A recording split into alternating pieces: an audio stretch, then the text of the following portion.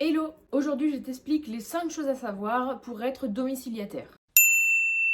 Lors de la procédure de domiciliation, l'entrepreneur peut faire appel à une société de domiciliation. La domiciliation commerciale se concrétise alors par un contrat de domiciliation. Dans un premier temps, qu'est-ce que le domiciliataire? Le domiciliataire est un professionnel qui met à disposition à un particulier ou un professionnel une adresse. Il mettra également à disposition d'autres services annexes. Quand on parle de domiciliataire, on parle de sociétés de domiciliation, d'espaces de coworking ou de centres d'affaires. Mais comment cela fonctionne? Alors la société de domiciliation se servir de siège social pour ton entreprise, mais également proposera des services supplémentaires. Ici, on parle de services administratifs, mais également de la mise à disposition d'un local équipé. Je te parle maintenant du contrat. Alors celui-ci est obligatoire et il te servira au moment de l'immatriculation de ta société. Vous pouvez consulter directement sur notre site Les Tricolores les mentions obligatoires du contrat. La quatrième chose à savoir, c'est que le domiciliataire doit être titulaire d'un agrément préfectoral. Le code du commerce mentionne qu'il est obligatoire pour une société de domiciliation d'avoir un agrément pour exercer son activité. Pour ce faire, le domiciliataire doit déposer une demande, à savoir l'agrément a une durée de validité de 6 ans renouvelable. Le cinquième et dernier point, c'est les obligations du domiciliataire. Alors la première obligation, c'est la mise à disposition de l'adresse pendant toute la durée du contrat. La deuxième obligation, c'est que chaque trimestre, le domiciliataire a l'obligation d'indiquer et de communiquer ceux qui ont mis fin à leur contrat. La troisième obligation, c'est d'alerter le greffier du tribunal de commerce ou la chambre des métiers, dans le cas où le domicilié n'a pas consulté son courrier pendant 3 mois. On se retrouve très vite pour de nouvelles vidéos.